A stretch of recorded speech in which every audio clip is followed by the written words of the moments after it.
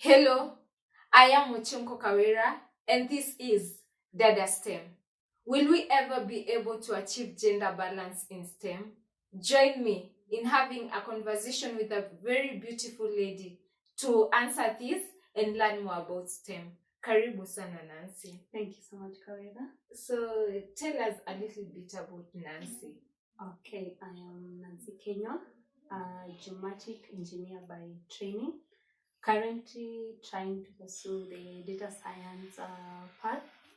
I am passionate about social entrepreneurship and also about mentorship for girls and kids in the STEM industry, STEM sector. Yeah. So tell us a little bit about geomatic engineering. Okay, geomatic simply stands for survey. So it's more of survey engineering, and I know most of us know survey. What survey is? Survey is really the one for roads, if you want to build a road and something like that. So it incorporates all types of surveys, land surveying, hydrographic, mining, and those kind of surveys. And there's another section to it called GIS, Geospatial Information Analysis. Yes. And you said a little bit about data science. Could you tell us what data science is?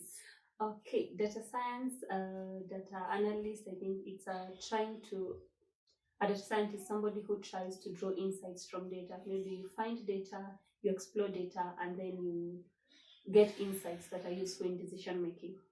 Wow, that's a very amazing course to do, or a field path to go to. Yeah, I thought it was interesting, and I'm hoping that I'll be able to maybe land somewhere in that field in the future. That's where you find passion currently. That's where you want to go. That's the direction you want to take. Yes. Since I recently graduated and maybe I haven't fully defined my path, so it's something that I'm very interested in.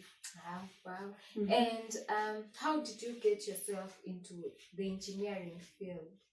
Okay, I love engineering. Oh no, not engineering. I love mathematics and I love physics. So since I was a young girl, mathematics was an easy subject for me. I used to love mathematics.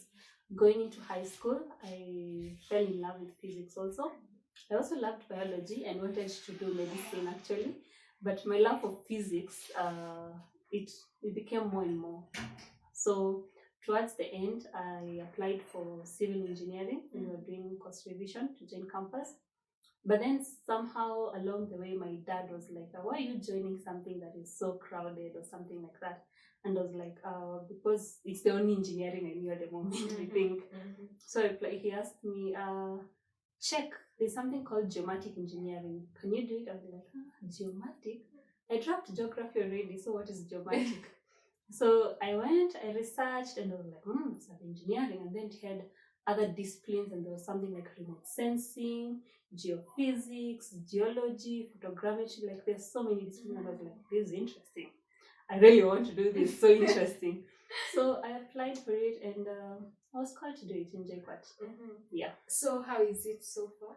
Well, I can say I didn't know what it was all about, but when I started, it was so interesting. It has so many disciplines under it, and I just fell in love with it. So in a way, your dad influenced you to doing the engineering that you are doing today. Yes, he did in a way, but like I said in the beginning, I love physics, I love mathematics, and I'm somebody who's open to something that pushes me towards things that I love, as long as it's not something planned to. And going back to 5 years ago, would you do the civil engineering that you wanted to do, or do you still stick to the geomatic engineering? I'd still stick to geomatic engineering. Like I said, I fell in love with it. It was a totally different field that most people don't know about, and it's so interesting. Yes, I'll still do it, just a different approach, be more invested in it. Yes. So it's amazing. It's a great course. You can do a lot of things from that. Wow. You said something about social entrepreneurship. Tell us a little bit about that. What do you do in regard to do you have an enterprise, or what do you do? Why do you love social entrepreneurship? Okay, I'm passionate about like making a positive impact in my society, and I really look forward to a day like I'll have like greatly influenced like things in my society. So social entrepreneurship is an entrepreneurship that invests more in people around your area. So what am I currently doing? I belong to an organization, a foundation called Mentorship and Beyond, and we have a training by some amazing mentors on matters of life and entrepreneurship.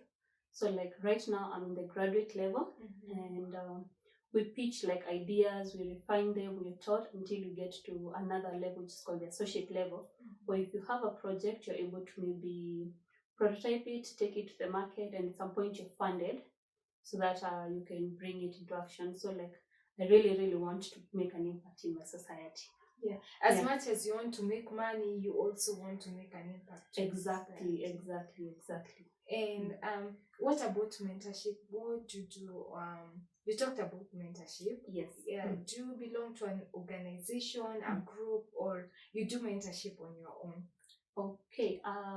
Mentorship, maybe let's say I started a long time ago, like maybe like having people like you didn't know like you're mentoring, but when people like come to you for help, you like help them maybe in maths and physics. But currently I'm a mentor with an organization called Young Scientists Kenya. So where we mentor high school students, go to their schools, but now during COVID time, we are mentoring them with their projects through maybe Zoom. So we mentor them, they come up with projects, they present them in the Kenya Science and Engineering Fair, something like that. I am also mentor with a volunteer with a Fun and Education Global Network.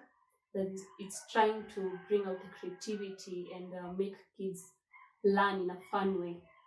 Yeah, so yes, those are the two.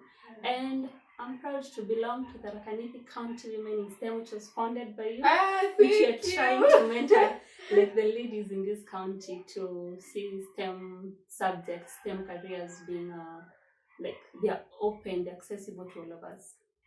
Yeah. Okay, I'm so happy you said about that because we actually need a lot of mentorship starting from the grassroots level for us to tell our girls you can also do this. So true. Yeah. So true. What are some of the challenges that you have faced or you think women face that they are not really able to join these spaces? Okay, so one of them, like I said, mentorship. First of all, you're not sure what you want to do. You can be like engineering, but you're not sure what is it like. You could be passionate about one thing, maybe yes, like the society, but you still love engineering, but you don't know which kind of engineering you have to do that will help you like make an impact in the society. So if you don't have the right kind of mentorship, somebody is guiding you through your decisions, not exactly telling you to do, but showing you how the path looks like they are in front. So there's mentorship. And there's also that mentality that we have. We've already been told like things are hard for women. You cannot take that path because you're going to be very busy. You're not maybe going to be able to make a home. So you shy away from taking up those courses and taking up those careers. Something else, yeah, mentorship, shying away. Those are the things I think we face mostly. And also like you decide to take that path, then along the way you get discouraged by the men maybe in that domain, and then you decide, you know what, I'm going to take a step back, which is not right. So if we actually have people to guide us and show us this is the way, we are actually able to be in STEM, most of the ladies. So they lack you talked about mentorship. So did you yourself lack mentorship? Okay, I can say didn't, maybe from the beginning they didn't have the right kind of mentorship. Yes, we had our teachers who used to cheer us on when we did good. Like you have that physics teachers be like, hey Nancy, you're good, keep going. Maybe mathematics, keep going. But somebody who is able like to draw out the creativity in you. You know the system that we went through, it was more passing exams and that kind of thing because I'm going to campus to do engineering or medicine. But we need more mentorship in a creative space whereby we're able to be shown like what the world looks out there, what are your possibilities out there, and what you need to be doing apart from like maybe being in class and knowing what like calculus looks like, but being able to know like the applications of these things in real world. So we actually need someone to guide you along the way, and If you feel confused, you have someone to tell you push further. Because if you actually don't have a relationship, a mentor who you can talk to directly, you just have to wait for the teacher who will address all of you. At times you're not really able to express yourself or how you feel. This is tough, I want to drop this. Yeah, so true. You really, really, really need that mentorship. You need like to have somebody when you're feeling like you need to like hold back. You need somebody to keep cheering you on and telling you, by the way, you can do it, and there are a lot of possibilities out there for you. And that also brings in the issue about these mentors guiding us. Like when if you didn't have your dad, you really couldn't know this geomatic engineering. Yeah, you just do the civil engineering. So I think we also need those people in those fields where I want to do engineering, but someone to guide me and tell me the different types of engineering. There's this, and then you're able to explore maybe a discipline that you find more interesting. Exactly. That brings about like not just mentors from any field, but mostly from those industries. Like you decide I want to do data science, you need somebody at least in data science to guide you. Maybe you have access to another mentor in engineering, in maybe it's civil, maybe it's electrical, maybe it's telecommunication, who is guiding you. Because yes, our teachers will cheer us on, our parents, but is it enough for you to be able to define your career path? You need to be like know what this person does in their daily life, so that you can be able like to structure yourself in that kind of way. And you talked a little bit about attitude. You said is one of the challenges that we face as women. What if we change our attitudes? Do you think we're able to achieve more as women? Yes, we will. If we don't hold ourselves back by what will the community define me as. So if I decide to be an engineer, if I decide to take this course, they think that I cannot maybe be a mother, be a wife, be this kind of person. And you're able to like, you can be an engineer, you can be a mother, and you can do all these things, as long as there are things that you bring about, like planning, you schedules your work, you decide like, this is what I'm going to do at this time and at this time. It's not like you're working every day of every hour. So yes, you can do everything. We just have to change that mentality to believe in ourselves. You have that capability. Men are not better like what people say, but if you train yourself the same way somebody else has trained themselves, and you have that passion, you have that drive, I think you all can do the same work very well. So we need to change how the society has shaped us into believing. Because at times we think men are apt to the task, and we think we cannot, because the society maybe has tamed us to understand that women should be doing the lighter tasks. Exactly. And also something, is it called the imposter syndrome? I think most women suffer from that imposter syndrome. You do something well and you start doubting yourself. Am I the one who has done this? And you're not sure if you do it. But I suffer from it sometimes. I can do something and I'm like, no, this is not me. I'm not capable. I can't do this. As in, I believe somebody else can do better. Could be a man, could be a woman. I start believing that they can do better. So we as women, we tend to think that if we're put in the same position as a man, I think the man will do better than I can do. But then, no, it's just your conditioning. If you have the right skill set, if you have the right passion, like I said, you can do anything. And actually, I think so many women suffer from the imposter syndrome. We think we cannot be able to do it. Exactly. Like I was reading another survey that was saying that if you give you ask a lady and a gentleman to maybe defend, you give them a project and you ask them to like present why they're the best for that, the man will confidently come out and praise himself, even the skills that he doesn't have, he will. But as a lady, you just like, you start doubting instead of start looking at why can I be able to do it. It's can I do it? Is it possible? Like even applying for jobs. Another study was saying like a man will apply even though he has half the skills that are required. But a lady, if you don't have even one of the skills, you have all the others but one, you'll start doubting yourself and you'll be like, I don't think I can do it. So like we've conditioned ourselves to believe that we're not enough, we're not capable. So it's something that we also change, because it's something that I'm also changing in myself. So yeah. And it's something that actually comes so naturally. There's the unconscious bias. You just find yourself thinking I can't do this. It's just, I think, in the mindset. Yeah, so true. Okay, and let me ask, What is there any other factor that you think women and girls face that actually they're not able to get into these spaces? Okay, can think of another one. Yeah. Okay, sir. Mhm. And do you think women face harassment? That's why they're not really able to join into these spaces. Okay, yes, sometimes we do face. Maybe like you've already gotten into the space, but then you find your space is dominated by men. So first of all, you feel intimidated, and then secondly, maybe they start like giving you maybe the lighter tasks because you're a lady, or assuming you can't do it because we're used to men doing, and men doing okay. We're not sure if women can do it well. So yeah, you might. There's some people who will get discouraged along the way and decide, by the way, you know what? It's well dominated. I'm not even getting tasks. I'm not getting promoted. Let me step back. And there are those who will push forward. The few women we see like out there like making it and conquering it all. But it's true, we do like face that harassment.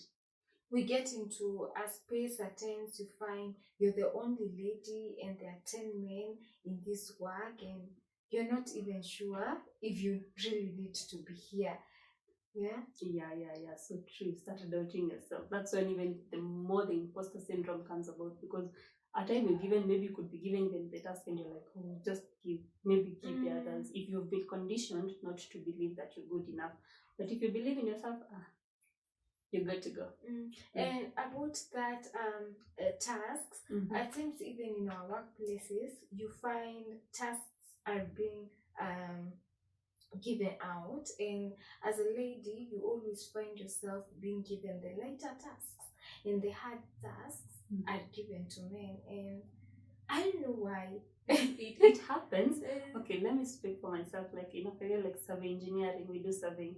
So maybe you're in a company, or you're interning somewhere, you're in attachment somewhere, and you go to the field. You have to go to the field. So sometimes you might find there's some people who will take like from a career, like they take the men and leave the ladies because they're like, will you take those long walks with us, maybe through the forest? They see that maybe you're fearful, or when you're there in the field, you carrying your own equipment, and you're like, no, don't carry. Let them. And you're like, I'm equally able to do it. Like I signed up for this.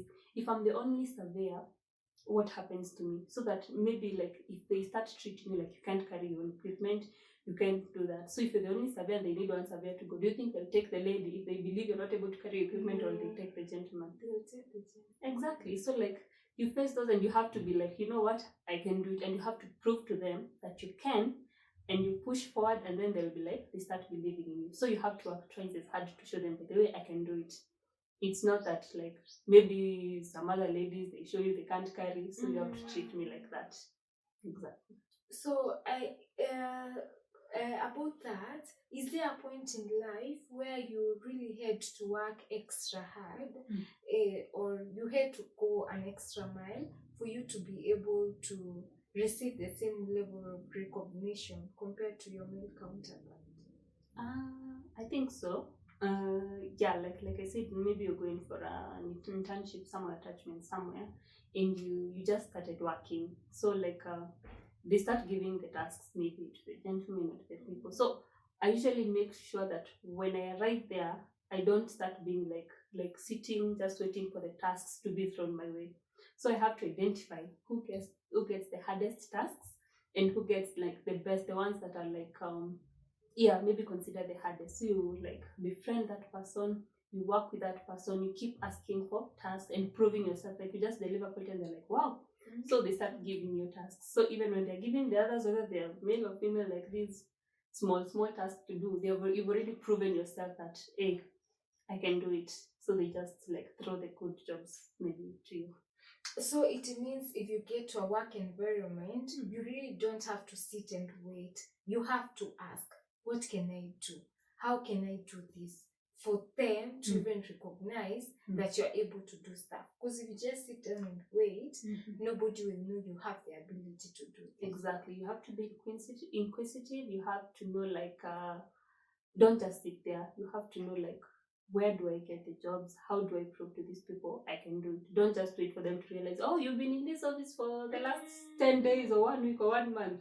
Just make sure they know you're there, and they don't know you're there by your name, or maybe because you're there, but for your skill set.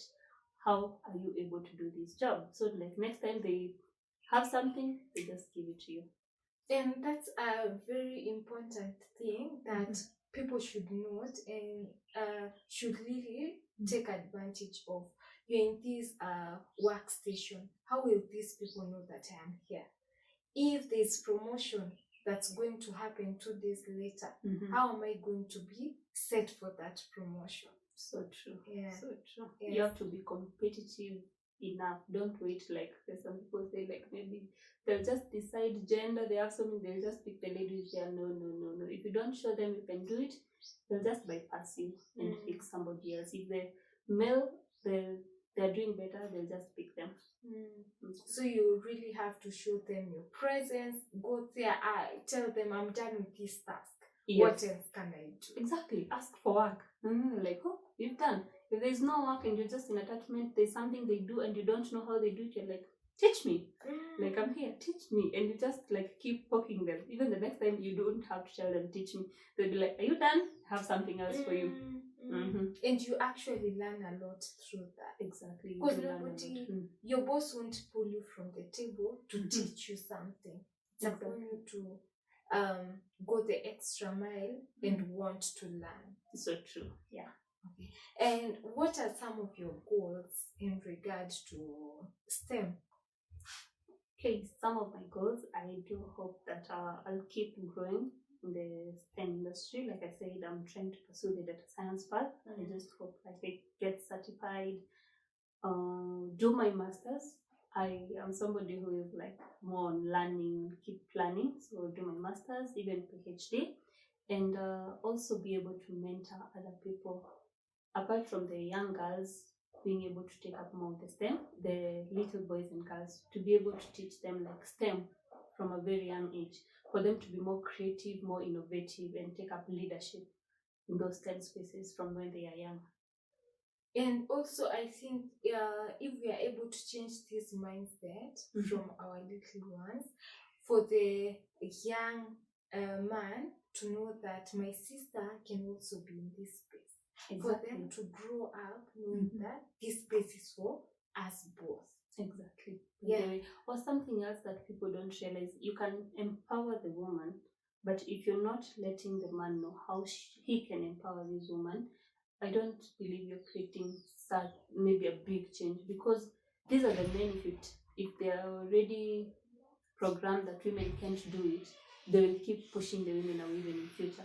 But if you try to show them that women are capable, the girls are capable, they are just as equal as you are, they'll be able themselves to be able to push these women.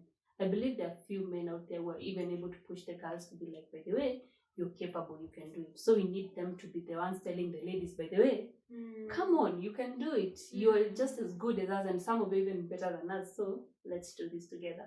Yeah, and if these men grow with the mindset like women can't do it, even when they start up companies, they won't want to have women on board. Exactly. Yeah. Exactly. And so we should actually incorporate men if we really want to have more women in this space. Exactly. And like I said, from a very young age. So if you can train like the young to be like more creative, more innovative, and to know that all of them can do it. Not like, yes, you brought like the Lego for your boy, and maybe for your child, just for your girl, you decide that it's just the dolls. Bring for them both Lego. Let them be creative together. Let them know each other's strength in being creative and innovative, and they'll be able to like keep pushing each other even in future. Okay, that's perfect. And do you think we'll ever achieve gender balance in STEM? Yes. Okay, I don't have like the figures, but I do believe more women have started taking up these spaces. Platforms like these are able to reach out to girls out there and like show them like maybe a clear path, not maybe clear, but show them a possibility of them being in these industries, being in these careers. So if we keep doing this, if we keep empowering them, keep giving them a voice and chances, we're able to have more women. And I believe so because like maybe a long time ago, we used to have maybe few women taking up the engineering courses, something like that. But you find now more and more are enrolling. So I believe so. So if we continue with this trend, at the end of it all, we are able to have more women. We are able to have the gender balance at some point. Yeah, at some point. Might take some time, but yeah, I do believe if we don't stop like fighting for them, yeah, we will. And it will be so amazing where people are seated, a board is seated, and they're making those decisions on that decision-making tables, and the number of men equals to the number of women. Exactly. Women are more. We'll be okay, yeah, because there will be a company, there will be more men, and then there will be more women, others there will be equal, so it will be like, we're good to go. We won't have to even be like they say in parliament, you have to have that one third rule because the women are not there. So like there won't be rules like that because we'll all be competing fairly. So yeah. Okay. And when you're not a very busy person, when you're not an engineer outside being an engineer, what do you love to do? Okay, like I said, mentoring. Like the one I'm doing Young Scientist Kenya, volunteering with maybe like Red Cross. I love community outreaches, like being able to be there for other people, because like I said, I love to make an impact in my society. I do love that. I love reading ahead, not just like engineering. Like I said, now I'm trying the data science, so I try reading new things. There's something new apart from the data science. I'm doing like what is it called, digital marketing. So like I'm somebody so curious about things that are happening out there, so I like maybe reading. I love sleeping. But a good rest is good. Yeah, rest is good. Rest is good. And watching, this one is what I love. I love watching like series. If I decide to start a series right now, I'm not stopping. I'll stop tomorrow morning. That's when it ends. Unless the sleep catches up with me and I'm just like so sleepy. But I do love watching series, mostly political drama and law drama. What's the latest movie you've watched? I am watching All Rise. Yes, and A Million Little Things. Okay, yes. Not so much into movies. So a person like me, what would you recommend for me to go watch? Which movie? What do you love? I don't know. I'm so blank about movies now. What I'm trying to ask is, what's your favorite movie? Okay, my favorite. Okay, I did love Designated Survivor. Where did that go? Yes, Designated Survivor. I did love The Last Ship. Oh my god, I love things like those. So like I would recommend, I have a long list. Designated Survivor, The Last Ship, All Rise, A Million Little Things. What is the name of this one? Enemy of people. But there's one that it's not out yet, but something Enemy of the People, something about betrayal to a country. These FBI, CIA things. Okay. Yes. I think A Million Little Things, that name enticed me. I think I'll watch that. Yeah, that's about friendship, by the way. Friendship is not just about that one major thing. It's about a million little things, and it moves you. You're able to like see, like, maybe you're not there for your friends and you don't know what happens. You're just there for their general life, like what happens in the limelight. But are you there for them behind the scenes? Do you know like what they go through day by day, their emotions? Like, yeah. And being a person that loves to watch so much, and you're able to manage being an engineer, what keeps you going? Because there's someone out here who will just sit down, watch all day, all night until they lose focus. They have work to do and they don't do the work. They are stuck here on the movie. How are you able to balance? Yeah. There are days by day you just sit and start watching, and just somehow along the way just realize that you start seeing the future. You have to imagine your future. What does my future look like? You have to have a plan for your life. You know, there are people who just don't have a plan. They live every day, day by day. It's good to live day by day, but have a long-term plan. So I have that dream that I want to be like, maybe I want to do my master's, I want to do my PhD. I want to be the greatest data scientist of them all, maybe work for, you never know, the World Bank or whichever organization. And will I achieve that dream? They're just sitting back and like waiting for it to happen. No, it won't happen. So there's something called, like there's a book I've read called The Atomic Habits. There are things you have to like teach yourself to do daily for them to lead you to that big career. It's good to rest, to watch, to clear your mind, but then what are you doing towards your end goal? Because me, my dreams scare me. There's sometimes just look at and I'm like, oh my god, I'm the one who's dreaming to be this big. I'm the one who's dreaming maybe of the World Bank, of the United Nations. Because the United Nations won't be there and be saying like, there's Nancy in Tarakaniti, let's go play her. I have to show them, by the way, I'm capable.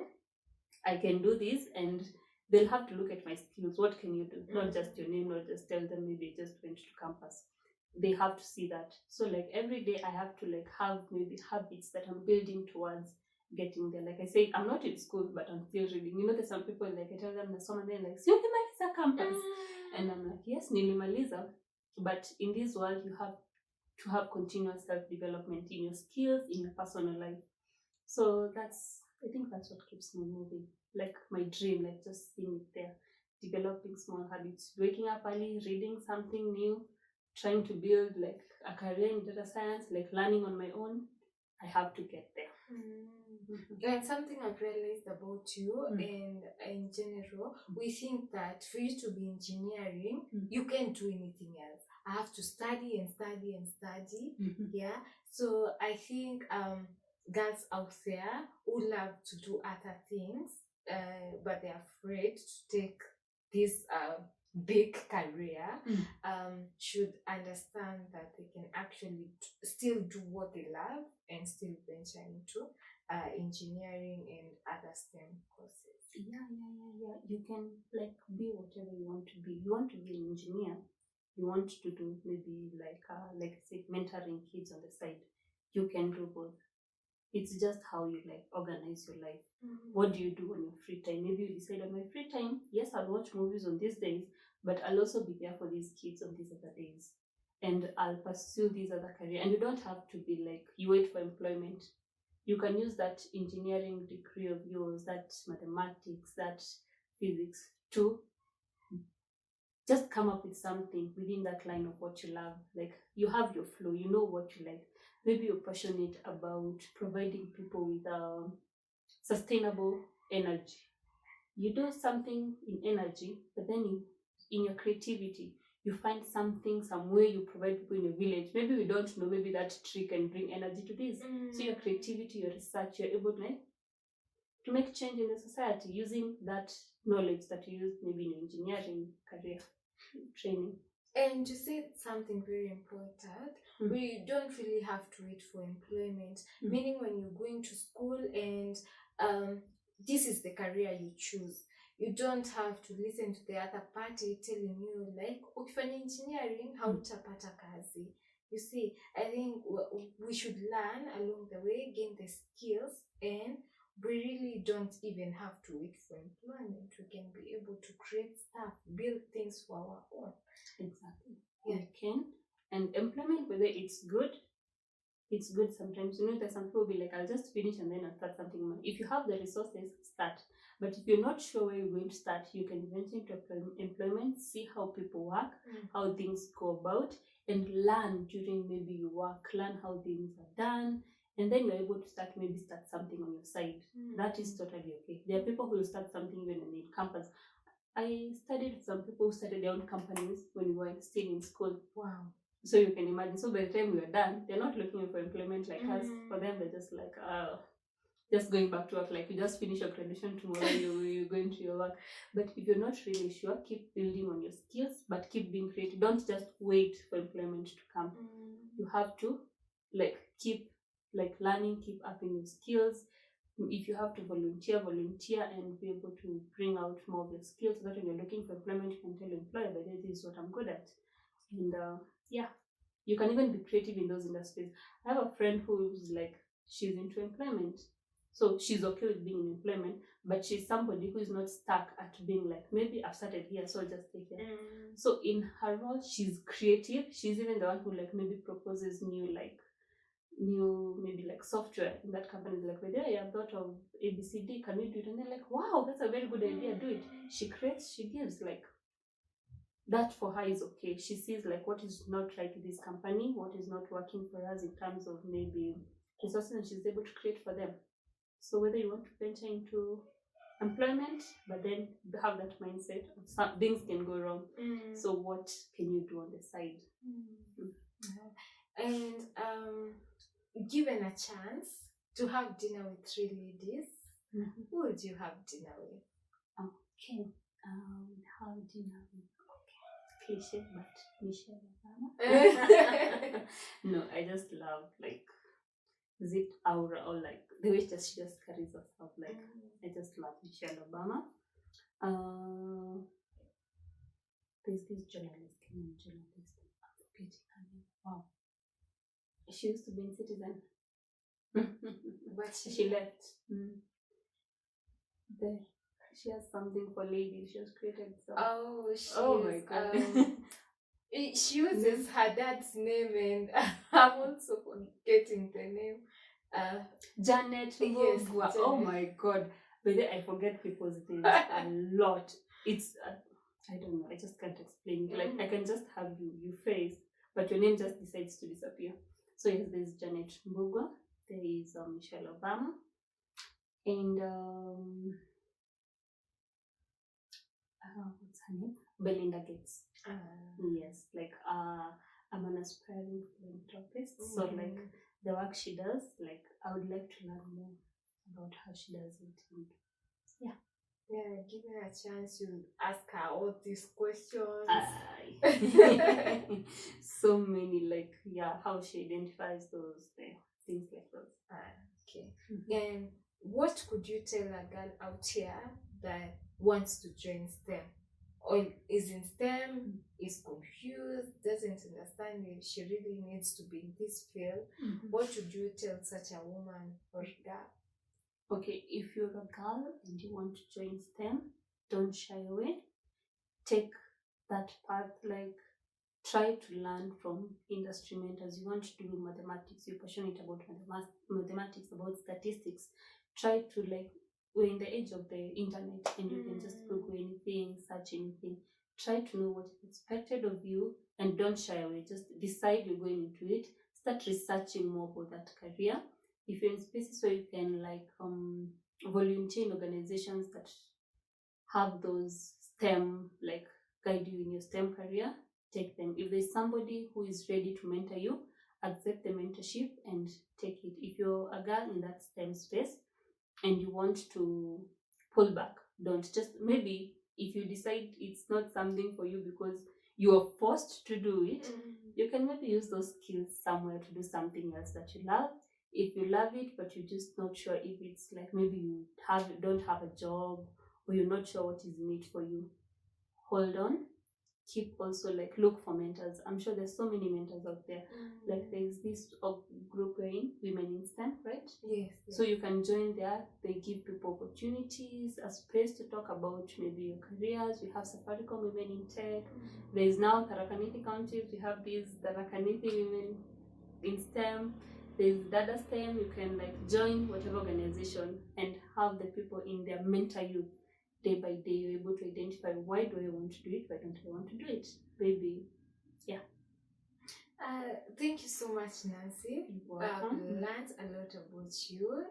Yeah, and for people out here, you want to volunteer in these spaces, Nancy has told us she's in Young Scientist. At least I've known something about that today. So we've learned, people out here, I'm sure they've all learned. And thank you so much for the welcome. Thank you for providing me with my favorite beverage, coffee.